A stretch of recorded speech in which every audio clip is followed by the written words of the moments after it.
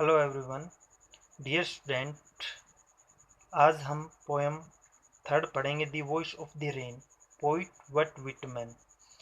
The name of the poem is the voice of the rain and it is written by Walt Whitman. Dear student, हमने detail summary में पढ़ा किस प्रकार से जो poet है वो रेन से डिस्कस करता है, वार्तालाप करता है, बातचीत करता है। यहाँ पर पर्सोनिफिकेशन लिटरेरी डिवाइस का यूज हुआ है। जो रेन है वो नॉन लिविंग है और यहाँ पर लिविंग वस्तु के साथ इसका कंपैरिजन किया गया है। तो ये महत्वपूर्ण रहेगा किस प्रकार से जो रेन है वो पूरी पोएम के अंदर हमें बातचीत करती हुई प्रतीत होगी। तो आइए डिटेल से लाइन वाइज हम पोएम को पढ़ते हैं। एंड हु आर्ट दो, तो आर्ट ये आर है, दो ये यू है। पहले इस प्रकार से इनका यूज होता था। And who are you said I to the soft falling shower. देखिए, डायरेक्ट और इनडायरेक्ट हमने पढ़ा है, तो डायरेक्ट का ये सेंटेंस है, पहले किस प्रकार से इसका यूज होता था। तो एंड हु आर यू, आप कौन है, said I to the soft falling shower, धीमे गिरती हुई बौछारों से पूछता है कि आप कौन है। तो कौन पूछ रहा है? पोइट पूछ रहा है कि आप कौन है। विच स्ट्रेंज टू टेल, बड़ा अजीब लगता है जब ये बताती हैं। गिव मी एन आंसर, जब पोइट पूछता है कि आप कौन है तो बड़ा अजीब लगता है और वो जवाब देती हैं। एज हेयर ट्रांसलेटेड, यहाँ पर वर्णन किया गया है कि किस प्रकार से जो बौछारें हैं वो जवाब देती हैं। यहाँ पर जो बौछारें हैं, जो बरसात है, जो रेन है, वो जवाब दे रही है। I am the poem of earth, rain बता रही है I am the poem of earth, मैं धरती की कविता हूँ। Sad the voice of the rain, और बरसात की आवाज़ हूँ। यहाँ पर जो पोइट है वो पूछ रहा है, जब धीमे धीमे बौछारें हो रही हैं उनसे कि आप कौन हैं, तो वो जवाब दे रही हैं। और जब वो जवाब देती हैं तो उसको बड़ा अजीब लगता है क्योंकि बौछारें जवाब नहीं दे रही हैं। बट यहाँ पर सिचुएशन इस प्रकार की बनाई गई है, इमेजन कल्पना इस प्रकार की गई है कि वो उस सिचुएशन का जवाब दे रही है। सॉफ्ट फॉलिंग शोवर, यानी कि जो बौछारें हैं, जो धीमी धीमी बौछारें हैं, वो ऐसे प्रतीत हो रहे हैं, इस प्रकार का सीन क्रिएट हो रहा है जैसे वो जवाब दे रही हूँ। Eternal I rise impalpable out of the land and the bottomless sea, eternal अनंत, जिसका कोई अंत न हो, जो लगातार रहे। ये बताती है कि मैं अनंत रूप से और बिना नजर आए, आई rise in payable out of the land, बिना नजर आए, बिना ग्रो किए हुए, बगैर दिखाई दिए हुए धरती से, एवं बॉटमलेस सी, जिसका अंत न, बॉटमलेस जो काफ़ी डीप गहराई लिए हुए हो, सी समुंदर। इसके बारे में पोइट बता रहा है कि किस प्रकार से ये जो बौछार है ये पैदा होती है, कहाँ से पैदा होती है, धरती से, और बॉटमलेस सी यानी कि गहरे समुद्र से ये पैदा होती है और दिखाई नहीं देती है। एवं तल सागर से ये जो बॉटमलेस, जो तलहीन, जिसका कोई तल नहीं है, वहाँ से ये ऊपर उठती है। सेकंड स्टेज देखिए। Upward to heaven, whence vaguely formed, altogether changed, and yet the same, I descend to leave the draughts, atoms, dust layers of the globe, and all that in them without me were seeds only, latent, unborn। तो यहाँ पर देखिए second जो Strange है उसमें जो बौछारें हैं, जो बरसात है, अपवर्ड टू हेवन, हेवन है आकाश, ऊपर की तरफ, ये ऊपर की तरफ उठती हैं। वहंस, वहंस है ऊपर की तरफ जाना। वेगली फ्रॉम्ड अल्टुगेदर चेंज्ड, ऊपर आसमान की ओर ये उठती हैं, जाती हैं, वहाँ मेरा अस्पष्ट रूप से निर्माण होता है। वहंस वेगली फॉर्म्ड अल्टुगेदर चेंज, वहाँ मेरा वेगली अस्पष्ट रूप से वहाँ पर निर्माण होता है। एंड येट द सेम, और फिर भी यट फिर भी ये वैसे ही है। I descend to leave the drought, I descend मैं वापस आती हूँ, to leave the drought, drought होता है सूखा या अकाल। एटॉमिक्स कण dust layers of the globe, इस संसार में, इस पृथ्वी पर जो भी धूल कण हैं, जब बौछारें आती हैं तो वो सब धो डालती हैं और जो सूखा होता है उसको वो खत्म कर देती हैं।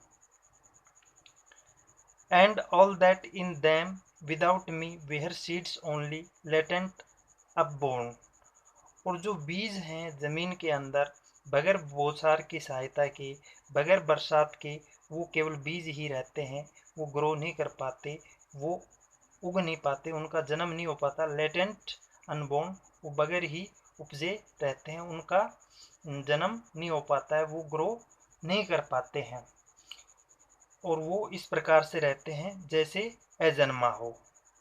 स्टेंजा थर्ड देखिए। And for ever by day and night I give back life to my own origin, and before and for ever by day and night, for ever हमेशा सदैव, डे एंड नाइट दिन और रात, आई give back life मैं जीवन देती रहती हूँ, टू माई ओन ओरिजन जहाँ से मेरी उत्पत्ति होती है। अर्थात बरसात के बारे में बता रहा है पोइट कि जहाँ से ये उत्पन्न होती है उसको लाइफ, उसको जीवन देने के लिए ये दिन रात प्रयासरत रहती है, कार्य करती रहती है कि किस प्रकार से इसका जो जीवन चक्र वो चलता रहता है। अर्थात जो जल चक्र है, जो बरसात है, जो प्रक्रिया हम देखते हैं कि समुद्रों से, पृथ्वी से जो जल है वो ऊपर आसमान में जाता है, बादल बनते हैं और दोबारा से वो पृथ्वी के ऊपर आ जाता है और समुद्र में मिल जाता है। तो इसकी बात यहाँ पर की गई है।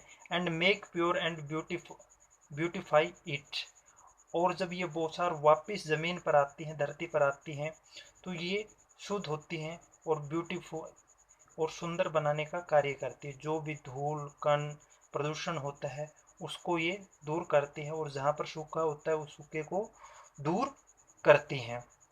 For song issuing from its birth place, ये एक सॉन्ग की तरह है, जिस प्रकार से एक गीत अपने जन्म स्थान अर्थात हार्ट से पैदा होता है। आफ्टर फुलफिलमेंट वेंडरिंग रेक्ड और अनरेक्ड, वेंडरिंग यानी कि इसको पसंद किया जाए या न किया जाए, यानी कि विभिन्न जगह पर एक सॉन्ग को प्रस्तुत किया जाता है, उसको विभिन्न प्रकार से उसकी प्रस्तुति की जाती है और लोग उसको सुनते हैं। टूली विद लव रिटर्न्स, और वापस वो अपने उसी स्थान पर आ जाता है, यानी कि जो सॉन्ग होता है वो कभी नष्ट नहीं होता, वो हार्ट में रहता है। वो उसी प्रकार से प्यार की तरह उसको महत्व दिया जाता है जिस प्रकार से कोई वस्तु जिसको हम गहरी चाहत रखते हों। यानी कि जो बरसात है ठीक उसी प्रकार से समुंदर में वापस आकर मिल जाती है, चाहे उसको कोई लाइक करे या लाइक न करे, उसको पहचान मिले या न मिले। यानी कि जो सिचुएशन होती है वो अपने उसी स्थान पर आकर रुक जाती है। तो कहने का तात्पर्य यह है कि जो पोएम है उसमें पोइट ने हमें महत्वपूर्ण जो बात बताई है वो ये है, बरसात के माध्यम से जो मैसेज दिया है कि जो जल चक्र है वो किस प्रकार से डे और नाइट, दिन रात वो कार्य करता रहता है, वो कभी थमता नहीं है, वो इटर्नल है, वो अनंत है, वो हमेशा चलता रहता है। तो इस पोएम में कुछ लिटरेरी डिवोइस हैं जिसकी हमने चर्चा की है। स्टार्टिंग में पर्सोनिफिकेशन है, इसमें बताया गया है कि जो नॉन लिविंग थिंग है उसकी कंपैरिजन की गई है लिविंग थिंग से। लिविंग थिंग क्या है? वॉइस, वॉइस कौन करता है? मनुष्य करता है। रेन की साउंड होती है, बट यहाँ पर जो पोइट है उसने पर्सोनिफिकेशन किया है, और जो बरसात है, जो बौछारें हैं वो बातें करती हुई प्रतीत हो रही हैं। नेक्स्ट है यहाँ पर एलिट्रेशन। एलिट्रेशन का मतलब होता है the repetition of consonant sound two और मोर कॉन्जेक्टिव वर्ड। तो यहाँ पर हम देख रहे हैं किस प्रकार से एलिट्रेशन है। तो आइए यहाँ पर देखते हैं। एस साउंड हमें दिख रही है, सॉफ्ट सावर, तो एस साउंड बार बार रिपीट हो रही है, तो ये एलिट्रेशन है।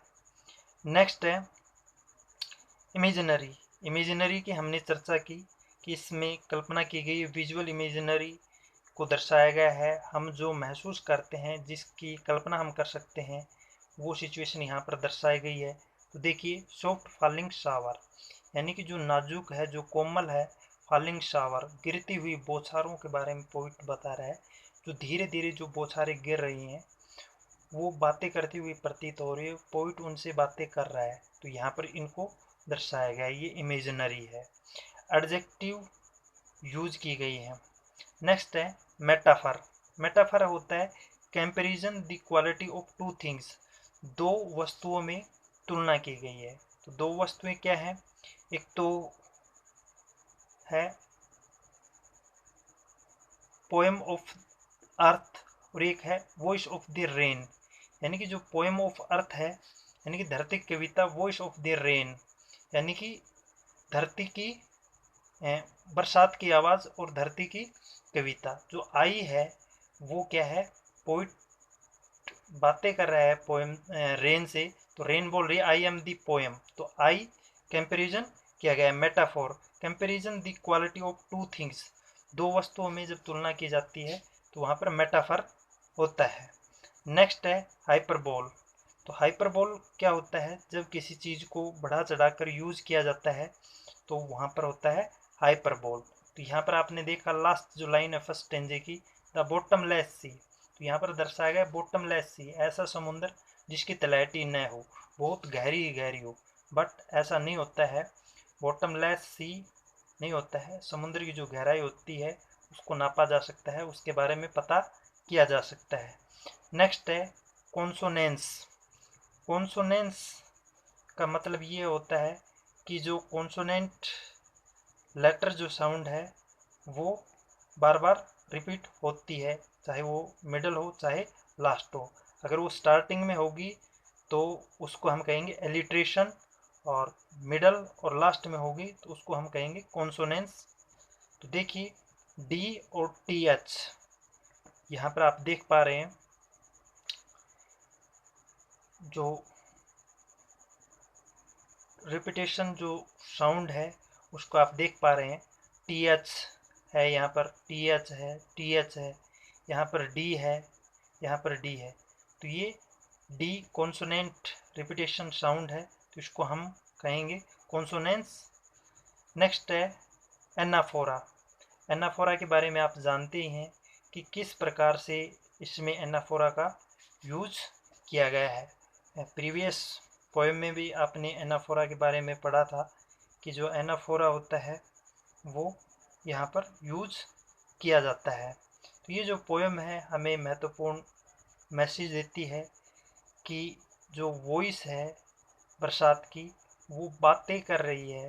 पोइम के माध्यम से पोइट हमें बता रहा है कि जो बौछारें हैं वो पोइट से बातें कर रही हैं और बता रही हैं अपनी जो कार्यशैली है, जो गतिविधि है, उसको किस प्रकार से कर रही हैं। जहाँ से वो पैदा होती हैं वापस वहीं पर आ जाती हैं।